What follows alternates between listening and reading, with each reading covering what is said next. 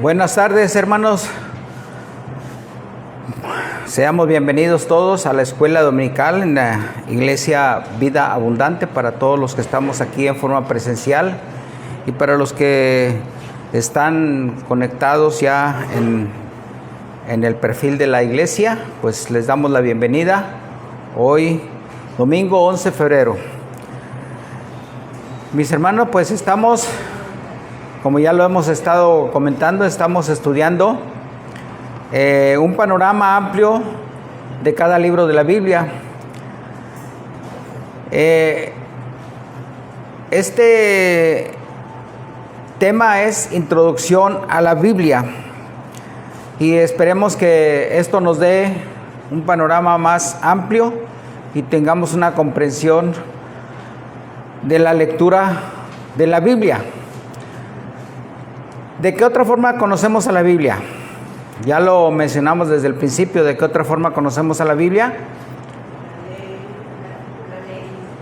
¿De qué otra forma?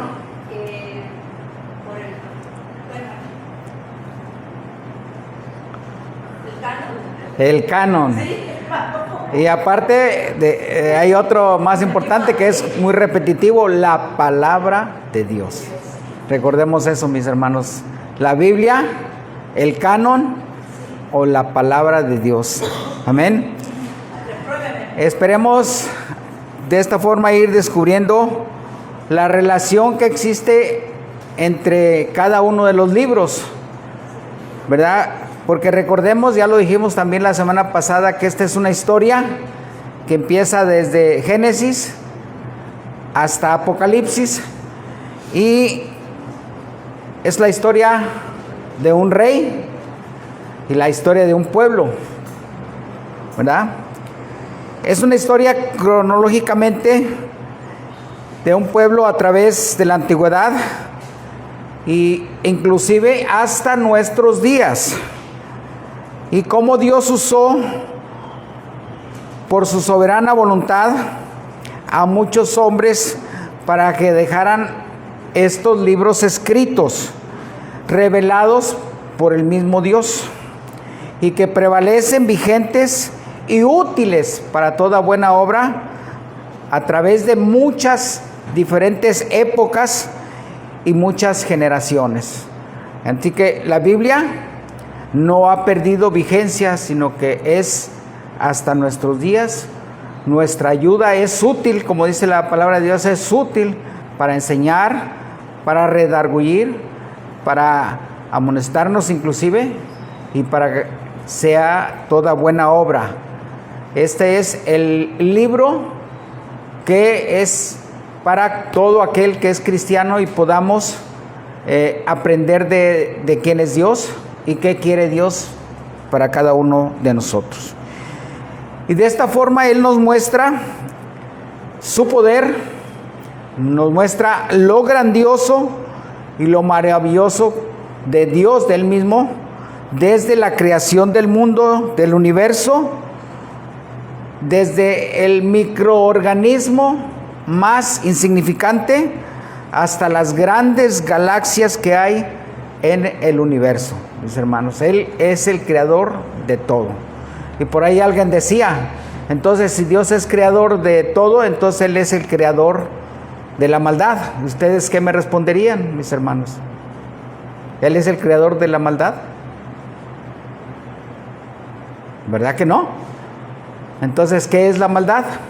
Necesitamos ir analizando todas estas preguntas que son importantes. ¿Qué es la maldad, Socorrito? Sí, pero si lo relacionamos con Dios, ¿qué es? Contrario de lo bueno. Claro, si Dios es amor, si Dios es bueno, entonces, pero como lo analizamos, Dios es el creador de todo. ¿Él es el creador de la maldad? Entonces, ¿cómo lo definiríamos en unas palabras? Es la ausencia de Dios en el corazón del ser humano, ¿verdad? Porque acuérdense que somos una raza caída, ¿verdad? Bueno, entonces, para no desviarnos mucho, vamos a entrar en materia. Estamos viendo el libro de Nehemías, que es el libro número 18 de los libros de la Biblia. Vamos a hacer una oración, mis hermanos, acompáñenme para poder entrar en materia. Bendito Señor, te agradecemos, Señor, por este día que nos regalas, por las bendiciones que derramas en cada uno de nosotros, Señor, y principalmente, Señor, te pido que obres, Señor, en mi vida para poder explicar, Señor, este hermoso libro y que podamos también, cada uno de nosotros, tener conocimiento de este Dios grande y maravilloso que eres tú, Señor. Señor, te pido que todo lo que salga de mi boca sea para la edificación de tu iglesia. Te lo pedimos en el bendito nombre de Cristo. Amén. Bueno, vamos a iniciar el libro de Nehemías. Ya vimos la semana pasada que es Esdras y después sigue este libro de Nehemías. El autor del libro y su fecha probable de escritura. Como la mayoría de los libros, el escritor humano no es muy claro en este libro. La escritura de este libro no es muy claro quién es el autor humano. Por un lado se menciona que así como los libros que hemos estado estudiando, el libro de Primera de Crónicas, Primera de Samuel, Primera de Reyes y Segunda, así se menciona que este libro de Nehemías fue uno solo con Esdras y que el escritor humano era precisamente el sacerdote Esdras. Precisamente por la similitud que existe en la finalización del libro de Segunda de Crónicas con el inicio del libro de Esdras. Entonces es una continuación, se habla de que Esdras escribió las crónicas, primera y segunda, en un solo libro, y que también escribió en un solo libro Esdras y Nehemías. Vamos a estudiarlo ahorita en este libro y vamos a sacar cada uno de nosotros nuestras conclusiones. Aunque, vuelvo a repetir, recordemos que el autor humano no es tan importante, ¿verdad? Ya que sabemos que toda la Biblia, todo el canon o toda la palabra de Dios es inspirada por Dios. Así que el autor humano, pues el Señor utilizó a grandes hombres para que escribieran estos libros, ¿verdad? Pero no es relevante este.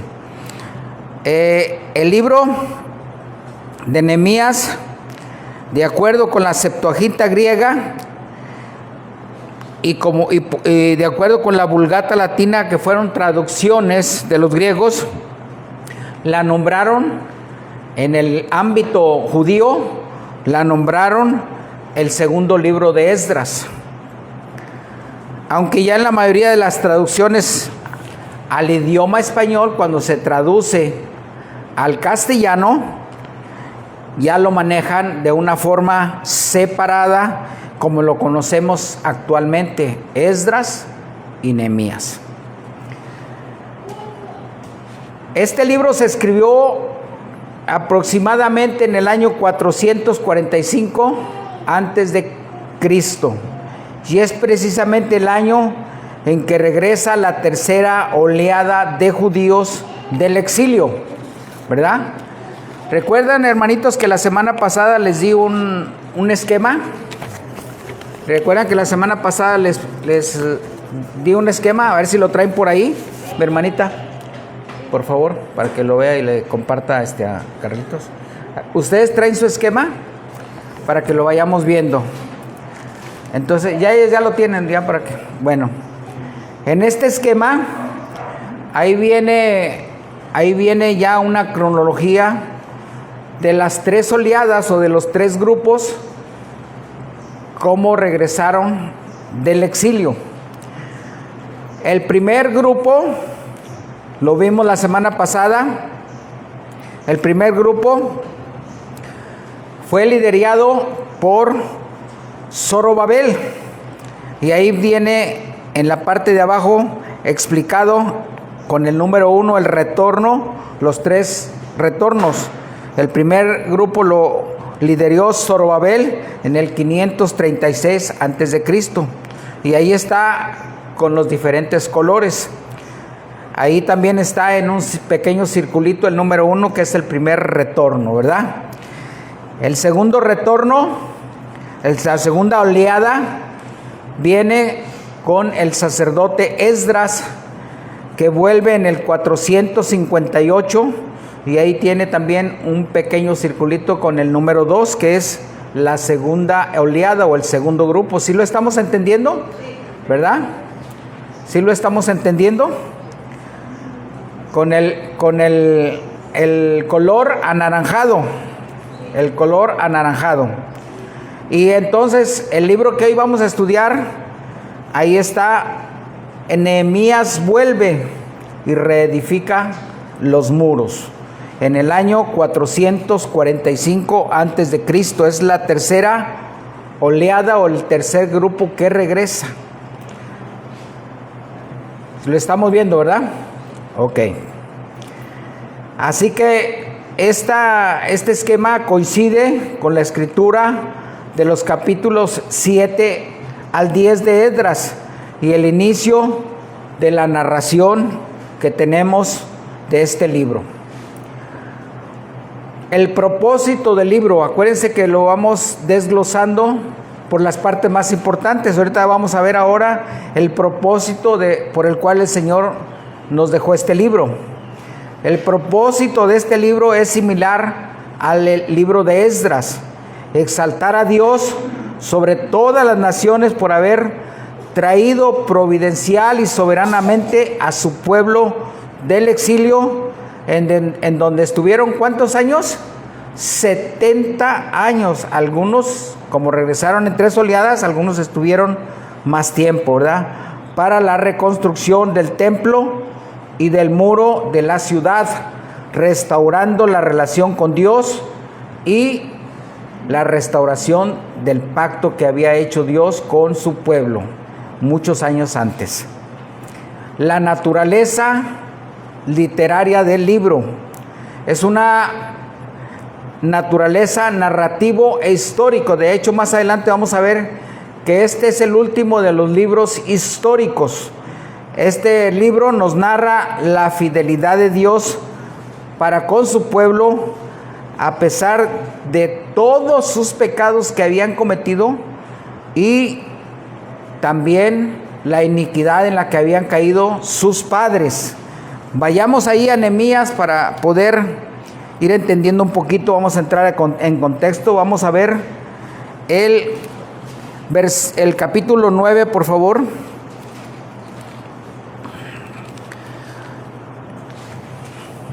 El capítulo 9, versículo 2. Síganme con su mirada, aquí va a estar en la pantalla. Dice, y ya se habían apartado la descendencia de Israel de todos los extranjeros, y estando en pie, confesaron sus pecados y las iniquidades de sus padres. O sea, la oración de este sacerdote y de este líder abarcaba inclusive la iniquidad de sus padres. Vayamos ahora al mismo capítulo 9, 16 y 17. 16 y 17. Mas ellos, ahí está en la pantalla, mas ellos y nuestros padres fueron soberbios y endurecieron su cerviz y no escucharon tus mandamientos, no quisieron oír ni se acordaron de tus maravillas que habías hecho con ellos. Antes, lo repite, endurecieron su cerviz y en su rebelión pensaron poner caudillo para volverse a su servidumbre. Pero tú eres Dios que perdonas, clemente y piadoso, tardo para la ira y grande en misericordia. ¿Por qué?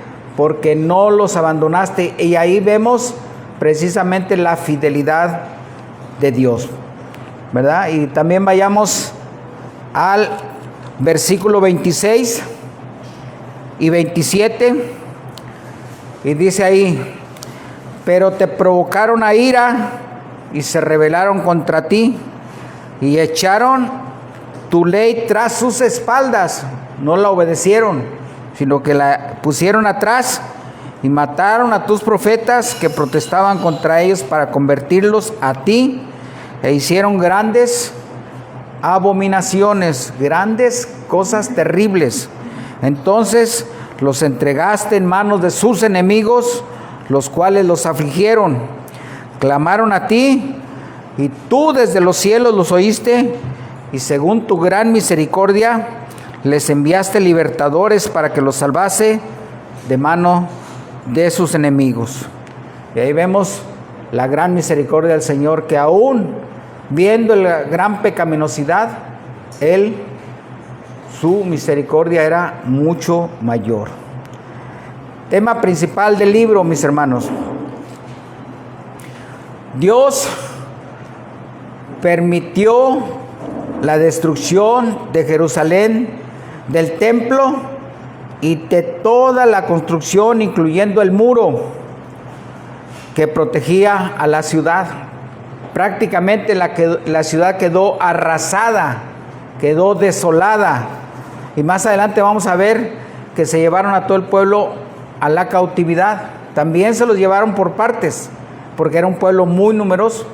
Sin embargo, vamos a ver más adelante cómo algunos lograron escapar y se fueron hacia los montes, hacia las serranías, y se salvaron de irse.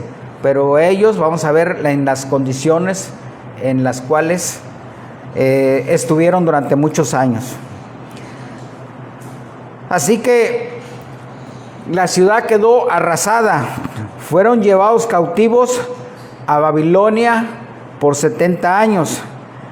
Llegado ese tiempo, siendo rey de los persas Ciro, y ahí lo vemos en el esquema, en el 540, por eso le decía que mantengan su esquema por ahí. En el 540, en la parte superior están los años.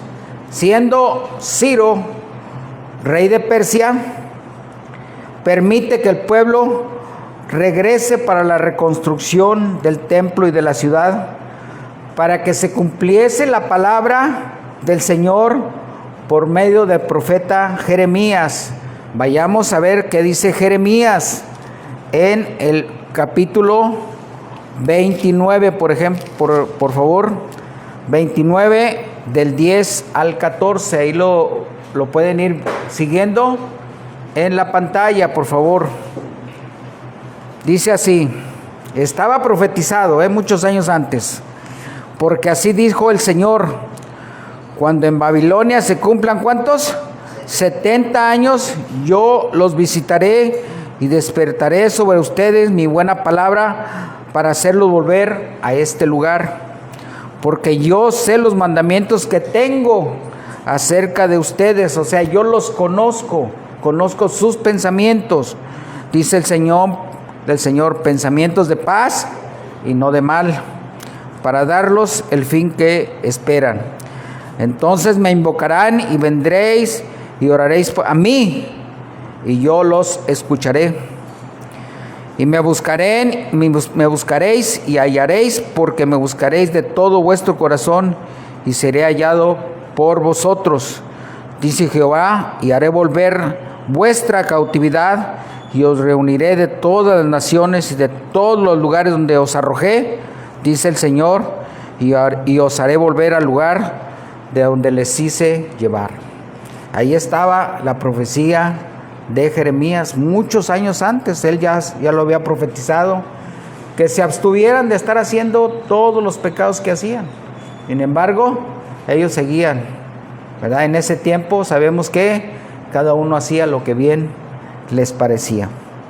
Así que el regreso se lleva a cabo, como les dije, en 3 oleadas o en 3 diferentes grupos. La primera, ahí la vemos en el esquema, la lleva a cabo Zorobabel, que él viene, ahí dice en el esquema, viene a reedificar el templo. La segunda la lleva a cabo con el sacerdote Esdras, que él viene a reiniciar nuevamente la adoración del templo.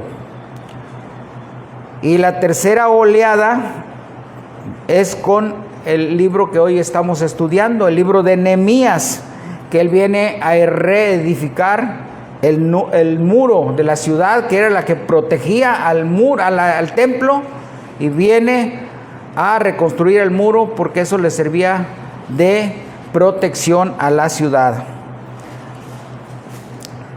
Haciendo la aclaración, mis hermanos, que ahí en el esquema que tienen, ahí se ve en el 536, vuelve Zorobabel a reedificación del templo, pero ahí hay un espacio muy amplio. La reconstrucción del templo se vio impedida por todas las tribus que estaban a su alrededor, que no los dejaban que construyeran ese templo. Tuvieron muchos problemas para la reedificación del templo, ¿verdad? Entonces, eso les invito a que vayan leyendo el libro para que vean todos los problemas que tuvieron para la reedificación del templo. Por eso es que es muy amplio el espacio que hay allí. Y paran la construcción del templo aproximadamente 20 años, hasta que vuelve nuevamente a avisarle a Ciro, que era el emperador de todas esas regiones, y que él vuelve a dar la orden de que continúe la reconstrucción del templo. Así que por eso es que el espacio está ahí amplio, lo ven, que hay desde el 540 hasta el 490 aproximadamente. No es que haya durado todo ese tiempo la reconstrucción del templo, sino que hubo un espacio cuando las tribus o los pueblos que estaban alrededor no los dejaban que terminaran la reconstrucción del templo. Así que Nehemías, dice el libro, tenía un alto cargo en el imperio de Ciro, era el copero. El copero era el que probaba los vinos que tomaba el emperador o el rey para que no lo fueran a matar. Entonces el copero tenía la misión de, antes de que el rey probara el vino o cualquiera, me imagino que cualquier otro de los alimentos, él los tenía que comer antes por si lo querían matar. Y era un cargo muy importante, era un cargo cercano al rey, era de su confianza, por eso es que le daba esa responsabilidad a Nehemías y se la ganó en base a su trabajo. Así que él era el copero del rey. El Señor le dio ese cargo para pedir permiso y que pudiera regresar a reconstruir los muros de la ciudad de Jerusalén. Y eso nos lo dice el libro, lo vamos a ir analizando poco a poco. Así que el profeta, este líder, Nehemías, se le conoció como el constructor del muro. El muro era una muralla física que servía para proteger al pueblo y al templo, ya que, como les comenté, había una oposición muy fuerte alrededor y no querían que se construyera ese templo y no querían que los judíos se volvieran a reunir, ¿verdad? La obra de la reconstrucción del muro de la ciudad fue un componente clave para restaurar toda la adoración del templo y fue en un futuro clave para la llegada del Mesías anunciado. Por eso es que cada una de las actividades que se van narrando son con propósitos específicos. Así que no era nada más por reconstruir el templo ni reconstruir el muro para proteger la ciudad, sino porque todo eso iba a traer en un futuro la llegada del Mesías. Todo estaba previamente preparado para la llegada del Mesías. El Mesías debía nacer en una comunidad judía. Si los judíos no regresaban, si fueron exterminados como la otra porción, como la porción de Israel, entonces, ¿cómo iba a nacer el Mesías, verdad? Lo entendemos. Entonces, por eso el Señor preparó a ese remanente para que regresara, porque de esa porción del pueblo iba a venir el Mesías, muchos años después, ¿verdad? Lógicamente. Así que el Mesías debía nacer en el pueblo judío, y que ese pueblo debía de guardar las leyes ceremoniales, ¿verdad? Como lo vemos ya en el futuro en el Evangelio de Lucas. Vayamos por favor ahí a Lucas.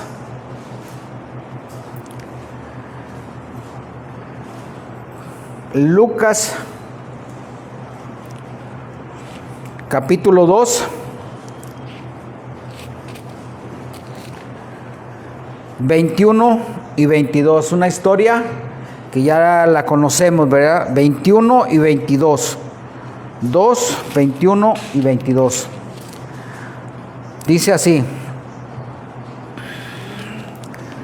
cumplidos los 8 días para circuncidar al niño, le pusieron por nombre Jesús, el cual le había sido puesto por el ángel antes de que fuese concebido. Y cuando se cumplieron los días de la purificación de ellos, conforme a la ley de Moisés, porque estaba escrito desde la ley de Moisés, le trajeron a Jerusalén para presentarle al Señor. Entonces ya estaba dicho que ahí, en este lugar, en el pueblo judío, iba a nacer el Mesías, y tenía que haber ceremonia para la circuncisión. Todo se fue cumpliendo al pie de la letra, como estuvo anunciado muchos años antes por los profetas. Y es importante que vayamos entendiendo eso, mis hermanos. Tenía que ser así, porque también debería de haber una clara distinción entre los gentiles y los judíos para una apropiada e inequívoca identificación del Mesías, ¿verdad? Ya que la salvación viene de los judíos. Ahora vayamos al Evangelio de Juan, por favor, capítulo 4, por favor. 21 y 22, por favor. Dice así: Jesús le dijo: mujer, le estaba hablando, acuérdense que estaba hablando con una mujer que fue a sacar agua del pozo. Mujer, créeme que la hora viene cuando ni en este monte ni en Jerusalén adorarán al Padre. Vosotros adoráis lo que no saben, nosotros adoramos lo que sabemos, porque la salvación, ¿qué dice? Viene de los judíos.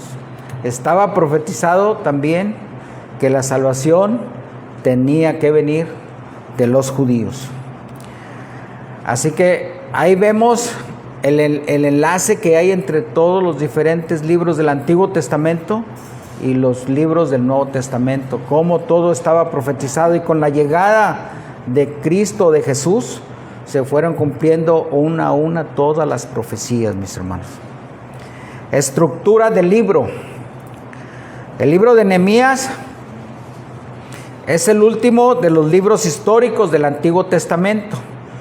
Aquí en el canon no es el último libro, ¿verdad? Porque todavía vamos a entrar en los libros, en los salmos, vamos a ver en los libros de los profetas mayores, y vamos a entrar en los libros de los profetas menores. Así que no es el último libro, pero precisamente de todos los libros que narran la historia del pueblo judío, este libro de Nehemías es el último.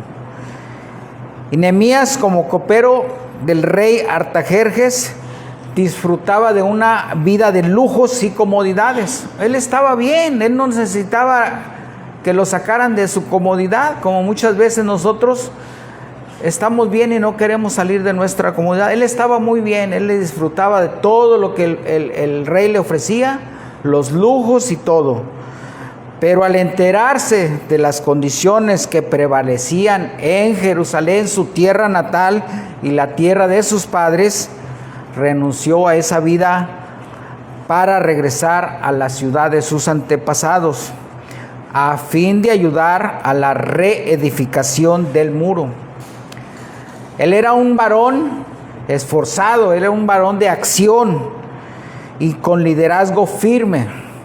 Se complementó precisamente, he ahí la relación que existía con Esdras para la labor de la reconstrucción de todo el pueblo de Jerusalén. Y así empieza Nehemías, mis hermanos. Vamos a ver el capítulo 1, del 1 al 11. Síganme con su vista por ahí va a estar en la pantalla también. Inicia el capítulo 1 de Nehemías con una oración. Palabras de Nehemías, hijo de Acalías. Aconteció en el mes de Quisieu, en el año 20, estando yo en Susa, él estaba ya en la capital del reino, que vino Anani, uno de mis hermanos, con algunos varones de Judá, y le pregunté por los judíos que habían escapado y que se habían quedado de la cautividad por Jerusalén. Algunos se quedaron allá, pero vemos que no estaban en buenas condiciones y que todo estaba destruido. Él se entera y me dijeron: el remanente, los que quedaron de la cautividad allí en la provincia, dice, están en gran mal y afrenta. Y el muro de Jerusalén, ¿cómo estaba? Derribado. Y sus puertas, ¿cómo estaban? Quemadas a fuego. Cuando oí estas palabras, me senté y lloré. Inmediatamente él se conmovió. Se sentó y lloró, e hice duelo por algunos días, y ayuné y oré delante de Dios de los cielos. Él era un hombre de oración también. Y dije en su oración: te ruego, Señor, Dios de los cielos, y lo reconoce, fuerte, grande y temible, que guarda el pacto y la misericordia a los que te aman y guardan sus mandamientos. Esté ahora atento tu oído y abiertos tus ojos para oír la oración de tu siervo, que hago ahora delante de día y de noche de ti. Los hijos de Israel y tus siervos, confiesa los pecados de los hijos de Israel que hemos cometido contra ti. Sí, yo y la casa de mi padre hemos pecado. Hace esa oración compungido y no pide perdón solamente por él, sino por todos los pecados que habían cometido, inclusive sus padres y sus hermanos. En extremo nos hemos corrompido contra ti y no hemos guardado los mandamientos, estatutos y preceptos que diste a Moisés, a tu siervo. No hemos guardado. Andaban totalmente distanciados de los mandamientos. Acuérdate ahora de la palabra que diste a Moisés tu siervo, diciendo: si vosotros pecan, yo los dispersaré por los pueblos. Se lo había dicho a Moisés. Pero si se vuelven a mí y guardan mis mandamientos y los ponen por obra, aunque vuestra dispersión fuere hasta el extremo de los cielos, de ahí, ¿qué dice? Yo los recogeré y los traeré al lugar que escogí para hacer habitar allí mi nombre. ¿Qué lugar había escogido Dios para su pueblo? La tierra prometida, ¿verdad? Pero de ahí se los habían llevado. Lo había permitido Dios. Pero dice, y Él les hace la promesa: y ahí yo los recogeré y regresarán. Ellos pues son tus siervos y tu pueblo, los cuales tú redimiste con el gran poder y con tu mano poderosa. Te ruego, oh Señor, esté ahora atento tu oído a la oración de tu siervo y a la oración de tus siervos, quienes desean reverenciar tu nombre. Concede ahora buen éxito a tu siervo y dale gracia delante de aquel varón, porque yo servía de copero al rey. Él mismo lo dice en el primer capítulo. Él estaba allá, muy distanciado, y hasta allá le llega la noticia de cómo estaba el pueblo. Tenían una ciudad desolada, destruida, y no tenían un templo. Entonces él se compunge y empieza a hacer esta oración. Así que la noticia sobre Jerusalén y la oración, suplicando perdón y dirección para su vida, del capítulo 2 al 6, mis hermanos, él regresa y reconstruye el muro. Nehemías era un hombre de acción. Él asume un liderazgo importante y reparte el trabajo de la construcción. Hace una ordenación tremenda cuando él llega, busca trabajadores y todo lo ordena, tomando precauciones contra los enemigos, porque recuerden que durante la construcción del templo hubo muchos enemigos que se oponían. Entonces cuando él llega para la construcción del muro, igual no querían que construyera el muro, así que él toma muchas precauciones contra los enemigos que lo acechaban y no querían que terminara el muro, porque eso le servía de protección a todo el pueblo. Vayamos al capítulo 6, por favor, de Nehemías.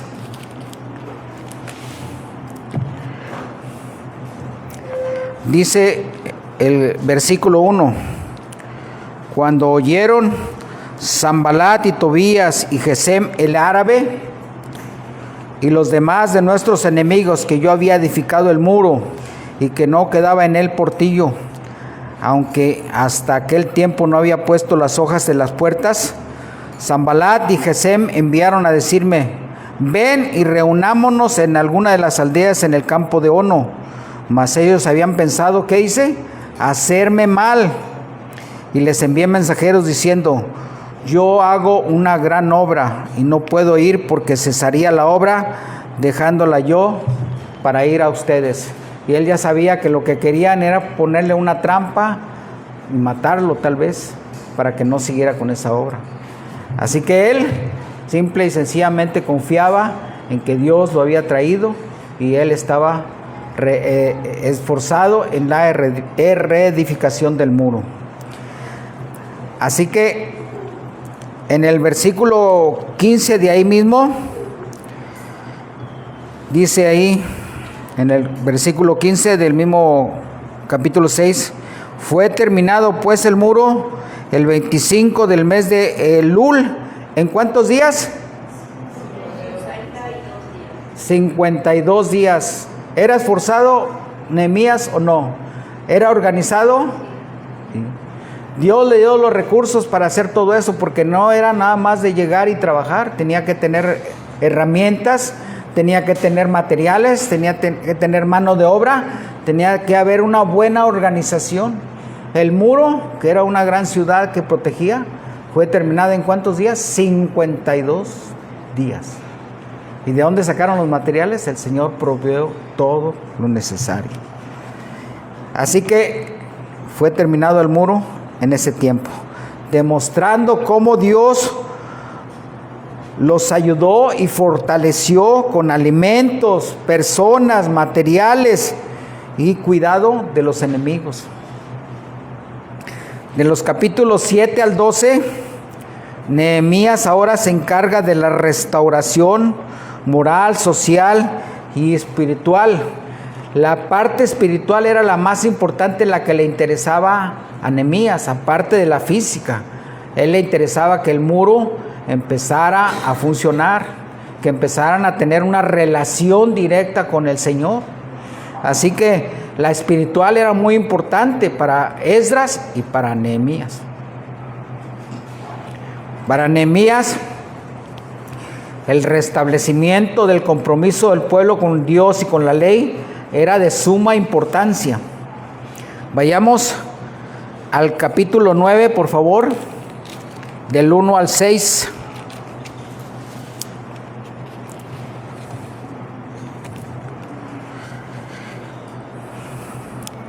El día 24 del mismo mes se reunieron los hijos de Israel en ayuno y con cilicio y tierra sobre sí, y ya se había apartado la descendencia de Israel de todos los extranjeros, y estando en pie confesaron sus pecados y las iniquidades de sus padres. Y puestos en pie en su lugar, leyeron el libro de la ley de Jehová, su Dios, la cuarta parte del día, y la cuarta parte confesaron sus pecados y adoraron al Señor su Dios. Luego se levantaron sobre la grada de los levitas Jesúa, Bani, Cadmiel, Sebanías, Buni, Serebías, Bani, Cuenani, y clamaron en voz alta al Señor su Dios.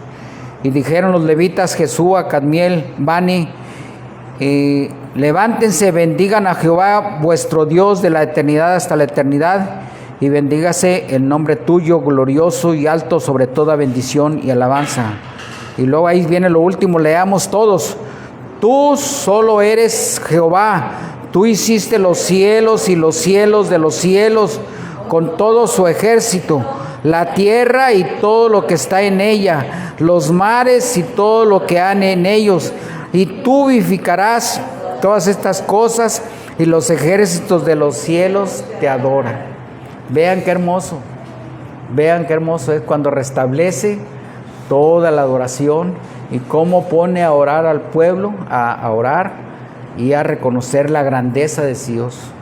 Hermoso, ¿verdad? Ahora vayamos al capítulo 12, que también tiene un poquito de relación con esto.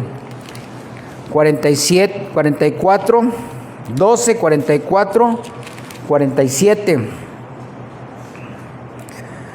¿Ya estamos ahí? En aquel día fueron puestos varones sobre las cámaras de los tesoros de las ofrendas, de las primicias y de los diezmos, para recoger en ella de los ejidos de las ciudades las porciones legales para los sacerdotes y levitas, porque era grande el gozo de Judá con respecto a los sacerdotes y levitas que servían, y habían cumplido el servicio de su Dios y el servicio de la expiación, como también los cantores y los porteros, conforme al estatuto de David y de Salomón su hijo.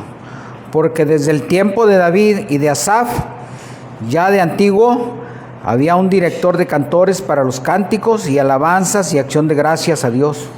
Y todo Israel en días de Zorobabel, en esos tiempos, en días de Nehemías, daba alimentos a los cantores y a los porteros, cada cosa en su día. Consagraban asimismo sus porciones a los levitas, y los levitas consagraban parte de los hijos de Aarón. ¿Restableció todo? Todo.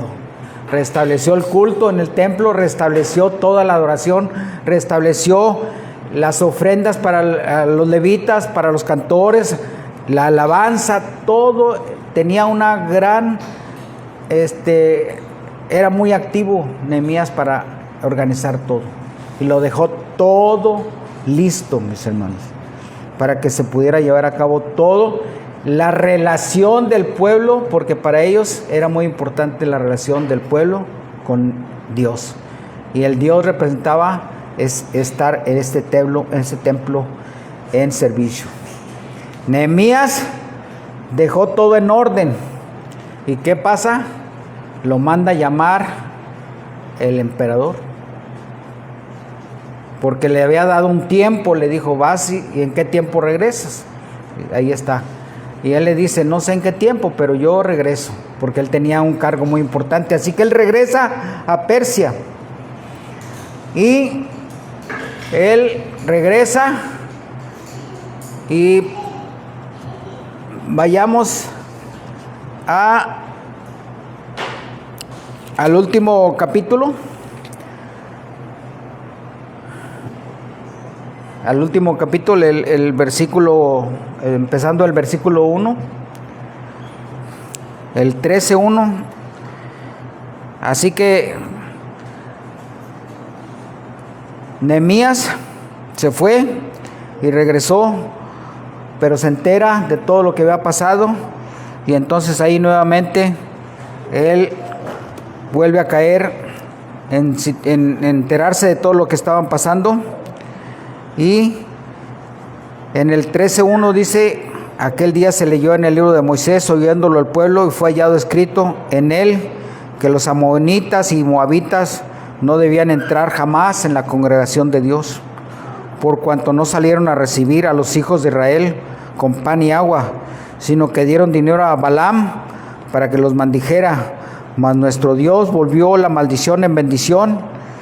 Así que él regresa y por allá pasa otro tiempo. Ahí en el esquema también vemos cómo él regresa, y se escribe más adelante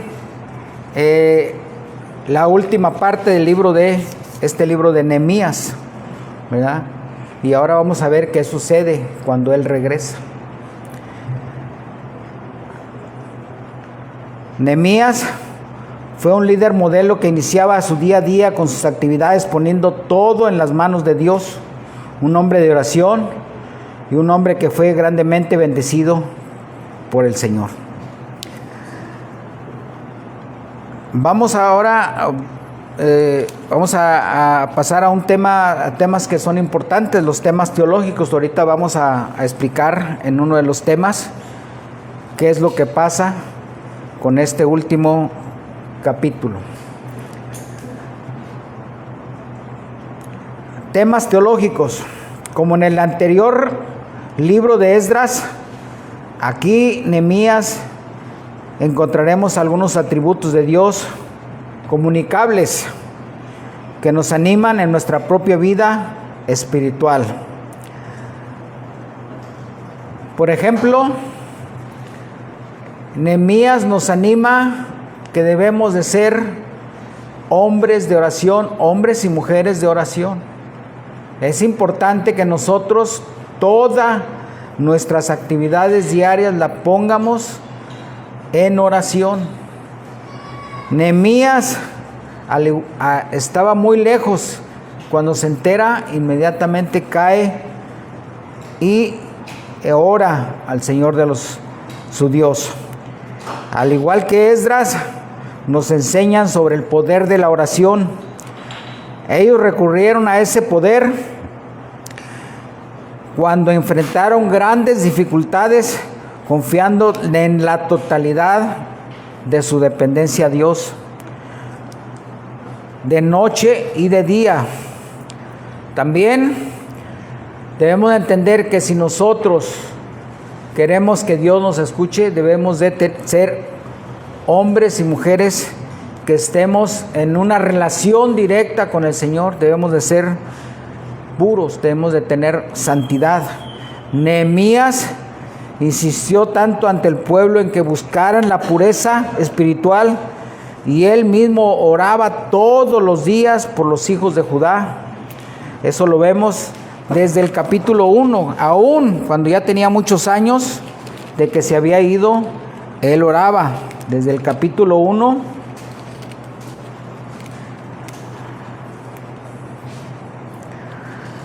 en el versículo 6, la segunda parte: ¿qué hago ahora delante de ti? Dice la segunda parte: ¿qué hago ahora delante de ti día y noche por los hijos de Israel, tus siervos? Y confieso los pecados de los hijos de Israel que hemos cometido contra ti. Sí, yo y la casa de mi padre hemos pecado. 7.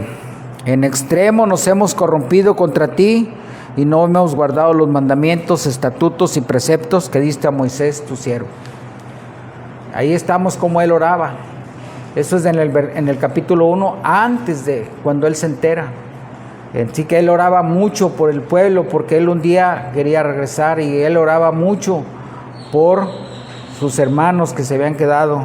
Él oraba mucho para Dios y le pedía de mucho corazón lo fortaleciera. También el Señor nos pide que debemos de ser fieles. Dios cumplió su promesa de traer a juicio a Israel y Judá por haber persistido en su infidelidad, y muchas de las veces nosotros estamos leyendo la palabra de Dios y nos habla la palabra por medio de ella y nos dice: manténganse fieles. hagan esto, obedezcan, oren, lean la palabra. Y a veces nosotros por andar en nuestras actividades diarias no lo hacemos. Les digo porque eso a veces me pasa a mí. Así que Él nos pide que debemos de mantenernos fieles a su palabra. Debemos de mantenernos fieles a ese pacto, porque el pacto es desde los tiempos pasados y ahora nosotros somos el pueblo de Dios. Así que el pacto nos abarca a nosotros. Pero también cumplió su promesa de preservar el remanente de Judá, de la cual llegaría el Mesías. Después de haber sido completamente vencidos y desterrados durante 70 años, tuvieron la oportunidad de volver a su tierra y reconstruir el templo y el muro de la ciudad. Dios colocó a Nehemías en un puesto público de confianza y le dio el honor en donde él podía enterarse de todas las noticias que le llegaban al rey Ciro. Entonces él, como estaba cercano al rey, él ahí se enteraba. Entonces cuando le llegan las noticias cómo estaba el pueblo, él se entera y cómo estaban las condiciones de los que estaban allá en Jerusalén, y las condiciones eran totalmente en ruinas, desoladas. Así que Nehemías, ¿qué hace? Oró y ayunó, y ya entonces, ahí vemos en el esquema, cuando vemos ahí en el 440, ya no estaba Ciro, ya estaba el rey, ¿quién? Artajerjes, ahí lo vemos en el esquema, en el año 440. Ya estaba el rey Artajerjes, él le permite volver a Judá para ayudar con la situación.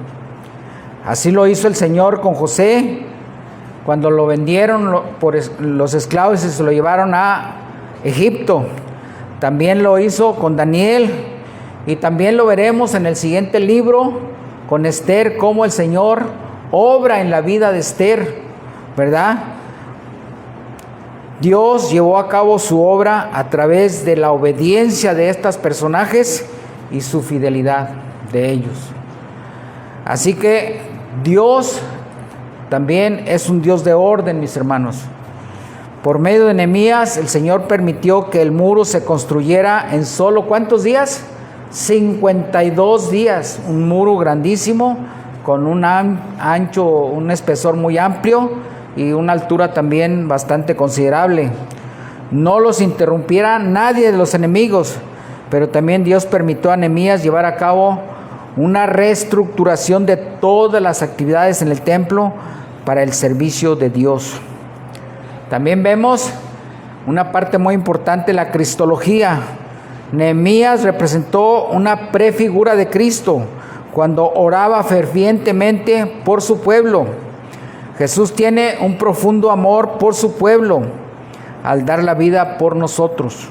Y aún donde hoy está en su trono de gloria, Él sigue intercediendo por nosotros, mis hermanos, porque así lo dice su palabra. Él está en su trono de gloria a la derecha del Padre, intercediendo por nosotros, los que hemos creído en esa hora. Tenemos amartología y antropología. En este libro, en el capítulo 9, es explicada en forma detallada la naturaleza del pueblo. Todo el capítulo 9, mis hermanos, desde el 1 hasta el 37, explica toda la pecaminosidad del pueblo, todo lo que hacían. Se habían juntado con pueblos paganos, les habían dado a sus hijas a los pueblos, a los hijos de los pueblos paganos, y les habían pedido hijas para sus hijos, y se habían ido tras los ídolos de los pueblos. Así que en este capítulo 9 nos habla de toda la pecaminosidad que tenía el pueblo. Por eso es importante que nosotros lo leamos para que podamos entender toda la pecaminosidad que había en aquel entonces. Así que Nehemías regresó, como les dije, en el año 445, sirvió como gobernador 12 años, y lo dice el capítulo 5, vamos al capítulo 5 de Nehemías, versículo 14, mis hermanos. También, desde el día que me mandó el rey que fuese gobernador de ellos, él llegó y él era gobernador de ellos en la tierra de Judá, desde el año 20 del rey Artajerjes hasta el año 32, 12 años.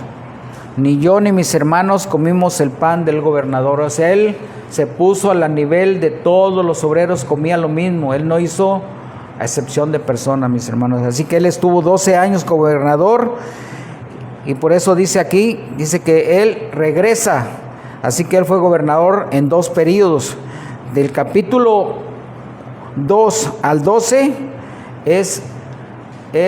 nos narra todo el tiempo que estuvo en ese tiempo. Y ya a partir de el segundo periodo, cuando él regresa, en el capítulo 13, vayamos allá, mis hermanos, 13, ya para casi terminar. 13, del 4 al 11, por favor.